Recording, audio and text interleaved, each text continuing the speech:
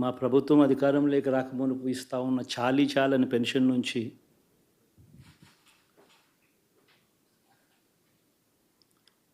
ఎంతో మంచి చేస్తూ అడుగులు వేసినా కూడా ఆ అవ్వాతాతలు చూపిన ఆప్యాయత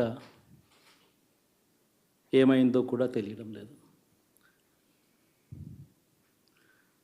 దాదాపుగా 1,05,00,000 మందికి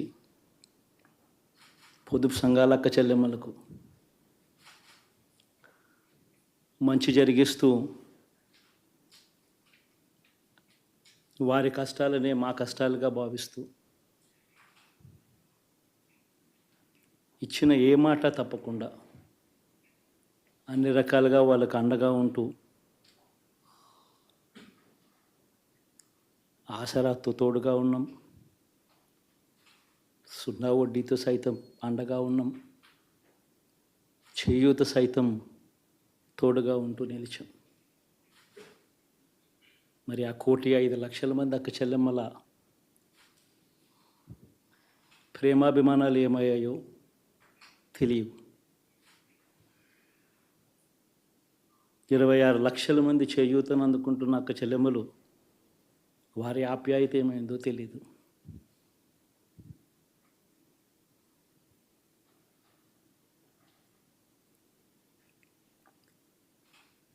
పిల్లల చదువుల కోసం ఏ తల్లి ఏ తండ్రి ఇబ్బంది పడకూడదు అని మొట్టమొదటిసారిగా పూర్తి ఫీజులు ఇస్తూ తీసుకొచ్చి అంతగా నిలిచాం.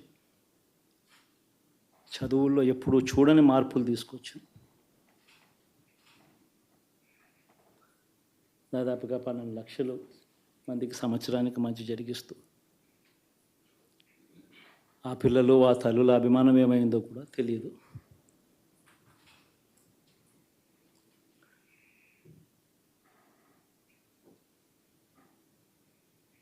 దాదాపుగా 54 లక్షల మంది రైతన్నలకు గతంలో ఎప్పుడూ చూడని విధంగా జరగని విధంగా పెట్టుబడికి సహాయంగా అందించే కార్యక్రమం మొట్టమొదటిగా జరిగింది మన ప్రభుత్వం వచ్చాకే.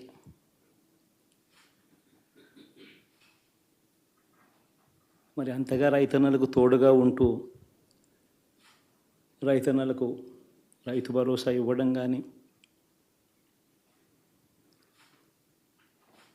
సమయానికే వారికి ఇన్పుట్ సబ్సిడీ ఎప్పుడు జరగని విధంగా సీజన్ ముగిసేలోగానే ఇచ్చే కార్యక్రమం కానీ, ఉచిత ఇన్సూరెన్స్ కానీ,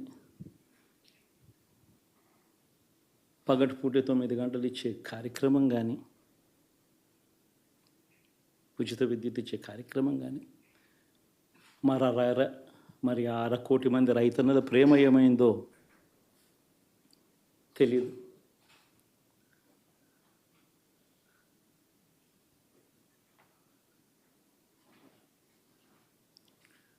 మరి ఇన్ని కోట్ల మందికి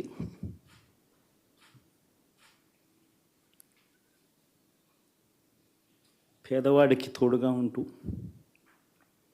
ఆటో డ్రైవర్లు నడుపుకుంటా ఉన్నవాళ్ళు ఆటోలు దోలుకుంటూ టాక్సీలు దోలుకుంటూ ఇబ్బంది పడకూడదని వారికి అండగా ఉంటూ వాహనమిత్ర,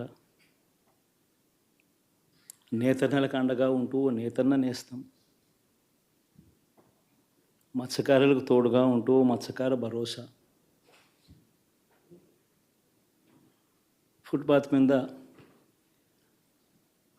చిన్న చిన్న ఇడ్లీ షాపులు పెట్టుకొని నడుపుకుంటూ, చిన్న చిన్న బంకులు పెట్టుకొని నడుపుకుంటూ, చిన్న చిన్న వ్యాపారాలు చేసుకుంటా ఉన్న వీళ్లకు, నా అక్క చెల్లెమ్మలకు, నా అన్నదమ్మలకు మంచి జరగాలని ఆరాటపడుతూ వాళ్ళకు ఒక తోడు. తిరిగింది కేవలం 14 రోజులు మాత్రమే. 14 రోజులు క్యాంపెయిన్ చేశాము. మిగతా టైం స్టేట్ వైడ్ క్యాంపెయిన్ చేశాము. మేము 14 రోజులు ఎంత కష్టపడినా కూడా we were not able to cover most of the geographical area. చాలా మటుకు రూరల్ ప్రాంతాలలో కనీసం రాజశేఖర్ రెడ్డి బిడ్డ పోటీ చేస్తుంది అన్న విషయం కూడా చాలా మందికి తెలియలేదు. మేము పోటీ చేసింది కూడా ఎలాగైనా సరే మళ్ళీ హంతకులు హత్య చేపించిన వాళ్ళు చట్టసభలకు వెళ్ళకూడదు అని ఉద్దేశంతో మాత్రమే పోటీ చేయడం జరిగింది. సరే, అది జరగకపోయి ఉండొచ్చు, కానీ ప్రజల కంటే పైనున్నది దేవుడు. ఐఎమ్ వెరీ ష్యూర్ వాళ్ళ పాపం పండుతుంది. పండే రోజు కోసం దేవుడు కూడా ఎదురు చూస్తున్నాడని నా అభిప్రాయం.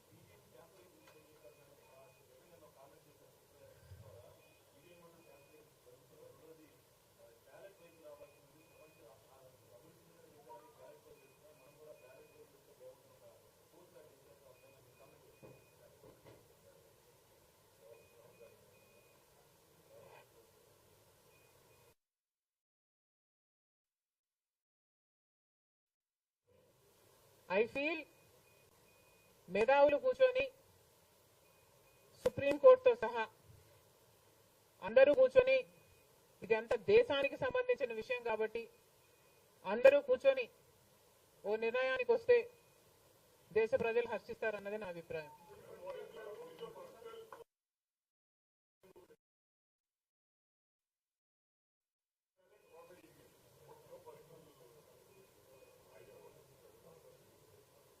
How does it matter what I think personally? Exactly. The reason I want Supreme Court to be involved is because I don't know the entire positives and the negatives of it. So there should be intellectuals, there should be the best of the judicial sitting and discussing over it and see the pros and the cons of it and then come to a decision is what I think. Because as of now, I do not have the entire information of the whole topic.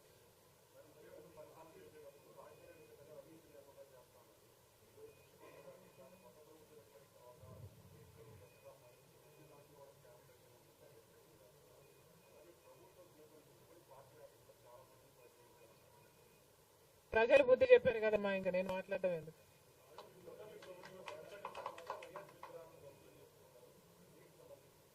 ఇది చాలా దారుణం, ఇది చాలా దారుణం.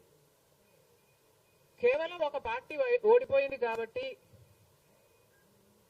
రాజశేఖర్ రెడ్డి గారి విగ్రహాలని ధ్వంసం చేయడం అన్నది చాలా దారుణం. రాజశేఖర్ రెడ్డి గారు ఒక మహానాయకుడు, ఆంధ్ర రాష్ట్ర ప్రజలకు నమ్మకంగా సేవ చేసిన నాయకుడు. సేవ చేస్తూనే ప్రజల మధ్యలో నేను ఇంకా ఎంతో చేయాలి, సాధించాలి అని రచ్చబండకని బయలుదేరి వెళ్లి చనిపోయిన నాయకుడు రాజశేఖర్ రెడ్డి గారు. రాజశేఖర్ రెడ్డి గారు లాంటి మహానాయకుడు చనిపోతే దాదాపు 7,000 మంది ప్రజలు ఆ బాధ తట్టుకోలేక, నిజాన్ని జీర్ణించుకోలేక ఆయన వెనకాలే చనిపోయారు. అంత గొప్ప నాయకుడు రాజశేఖర్ రెడ్డి గారు. ఒకసారి ఏం చేస్తున్నాము అని ఇలాంటి వాళ్ళు ఆలోచన చేసుకోవాలి. చనిపోయిన వాళ్లకు కూడా రాజకీయాలు ఆపాదించడం ధర్మం కాదు. చనిపోయిన వాళ్లకు కూడా గెలుపు ఓటములు ఆపాదించడం న్యాయం కాదు. మరొక్కసారి చెప్తున్నాం, రాజశేఖర్ రెడ్డి గారు మీకు చేసింది ఏమీ లేదు. దయచేసి రాజశేఖర్ రెడ్డి గారి విగ్రహాలను ధ్వంసం చేయడం ఆపండి. మీరు చేశారని వాళ్ళు చేశారని మీరు, ఇలా ఒకరి మీద ఒకరు చేసుకుంటూ పోతే దీనికి అంతే ఉండదు. మళ్ళీ చెప్తున్నాం, మీకు ఇంకొకరికి తేడా ఉండాలి అంటే కొంచెం పేషెన్స్ పాటించాల్సిన అవసరం ఉంది.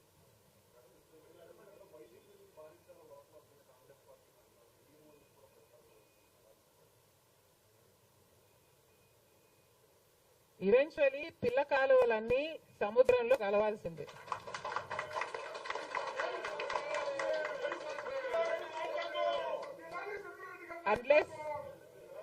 అన్లెస్ అవి ఎండిపోతే తప్ప. Yes, definitely.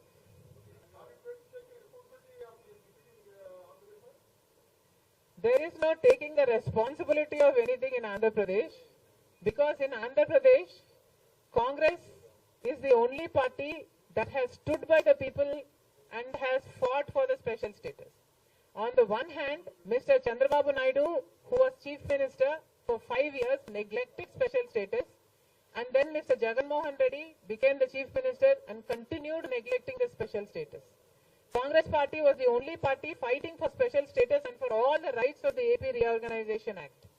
The people of Andhra know this, but they also know that their vote should not go to waste.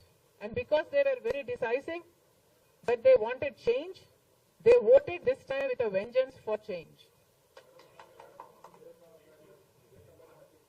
ఒక్క నిమిషం అన్న.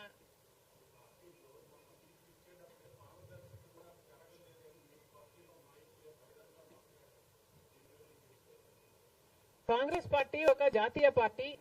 కాంగ్రెస్ పార్టీలో ఏ నిర్ణయం తీసుకున్నా కాంగ్రెస్ పార్టీలో ఒక ఇండివిజువల్ తీసుకునే పరిస్థితి ఉండదు.